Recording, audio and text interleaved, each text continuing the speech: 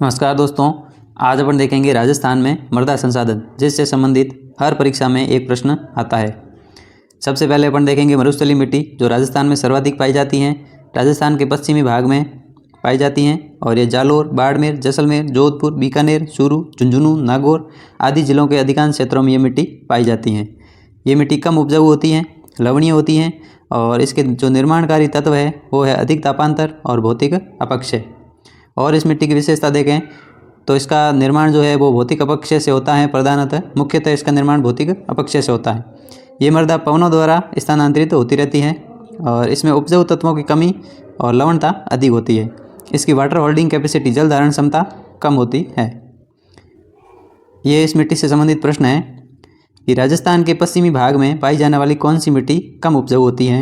यह अधीनस्थ बोर्ड द्वारा दिया गया प्रश्न है, जिसमें लेटेराइट मृदा, जलोढ़ मृदा, मरुस्थलीय मृदा या काली मृदा। इस प्रश्न का राइट आंसर है मरुस्थलीय मृदा। ये एक और प्रश्न है, राजस्थान में मरुस्थलीय मृदा के संबंध में निम्नलिखित में से कौन सा कथन सही नहीं है। गलत कथन बताना है। ये मृदा पवन के द्वारा स्थानांतरित होती रहती है, सही बात है।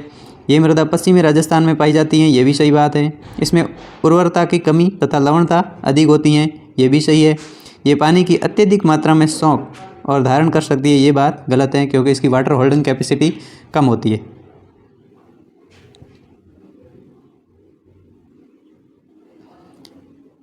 अगला प्रश्न है, राजस्थान में निम्नलिखित में से किस प्रकार की मिट्टी सबसे अधिक क्षेत्र में पाई जाती है।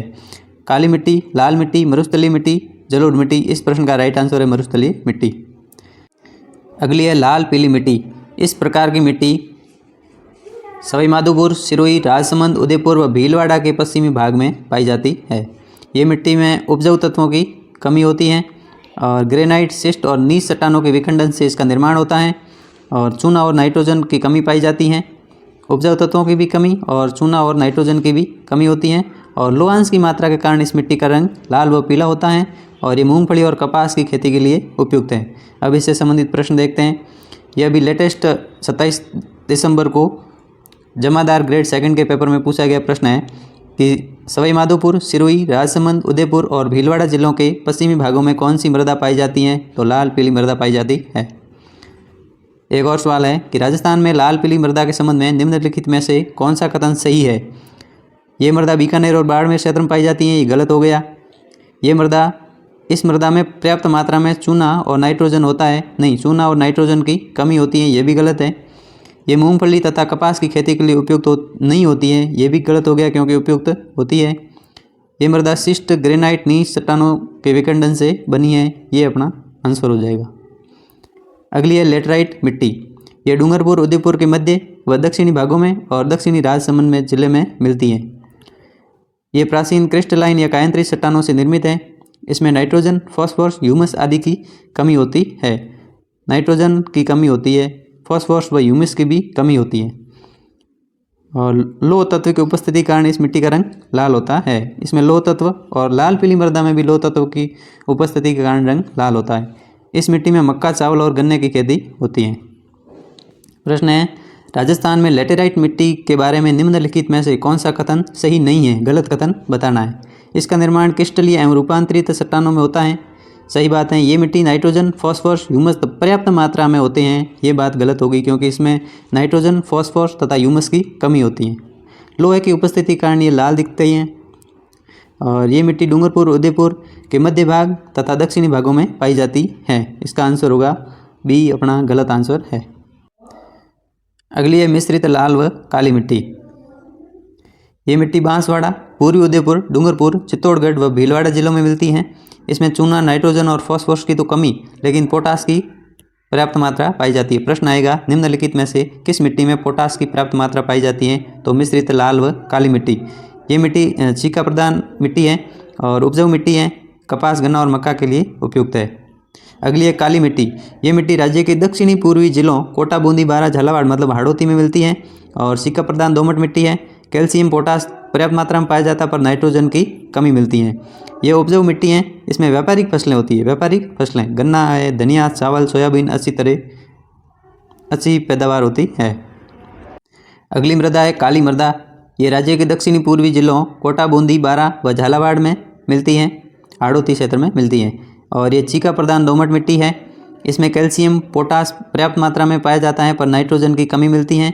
और ये उपजाऊ मिट्टी है जिसमें व्यापारिक फसलें ज़्यादा होती है, जैसे गन्ना हो गया, कपास हो गया, धनिया, चावल, सोयाबीन इत्यादि।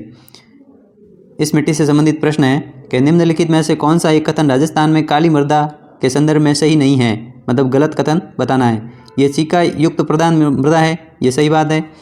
इसमें पर्याप्त मात्रा में नाइट्रोजन उपस्थित होता है, ये बात गलत हो गई क्योंकि इसमें नाइट्रोजन की कमी होती है, जबकि पोटास पर्याप्त मात्रा में पाया जाता है। ये मृदा कोटा, बूंदी, बारां में पाई जाती हैं। चावल, गन्ना, सोयाबीन इसमें पाए जाते हैं।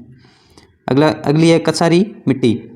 ये मिट्टी राज्य के उत्तरी व पूर्वी जिलों हनुमानगढ़, अलवर, भरतपुर, धौलपुर, करौली, सवाईमाधोपुर, दौसा, जयपुर, टोंक में मिलती हैं। हरे भूरे लाल रंग की होती हैं और रेतीली दोमट प्रकार की होती हैं गठन के आधार पर, और ये उपजाऊ मिट्टी है। इसमें चूना, फास्फोरस, पोटास व लोहांश पर्याप्त मात्रा में पाए जाते पर नाइट्रोजन की कमी पाई जाती है। मिट्टी गेहूँ, सरसों, कपास व तंबाकू के लिए उपयोगी है। अगला हम देखेंगे मृदा अपरदन। तो राजस्थान में मृदा अपरदन एक गंभीर समस्या है और मृदा अपरदन को रेंगती मृत्यु कहते हैं। और मृदा का अपरदन जल से हो सकता है और पवन से हो सकता है। मृदा अपरदन परत अपरदन और नाली नुमा अपरदन दो तरीके से होता है। संबल व उसकी सहायक नदियों द्वारा हाड़ौती के पठार पर काफ़ी अपरदन हुआ है। कोटा, सवाईमाधोपुर व धौलपुर जिलों में नाली नुमा अपरदन से ग्रसित हैं, जबकि पश्चिमी शुष्क मरुस्थल क्षेत्र वायु अपरदन से प्रभावित है। इसमें राजस्थान की हजारों हेक्टेयर भूमि नष्ट हो चुकी है।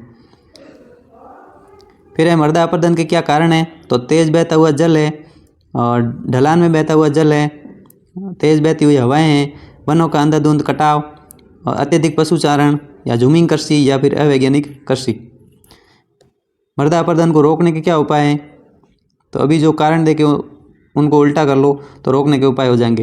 जैसे बाढ़ के क्षेत्रों में बाढ़ व एनीकट बनाकर, खेतों की मेड़बंदी करके, वनों की अनियंत्रित कटाई को रोककर और पशुचारण पर नियंत्रण करना है।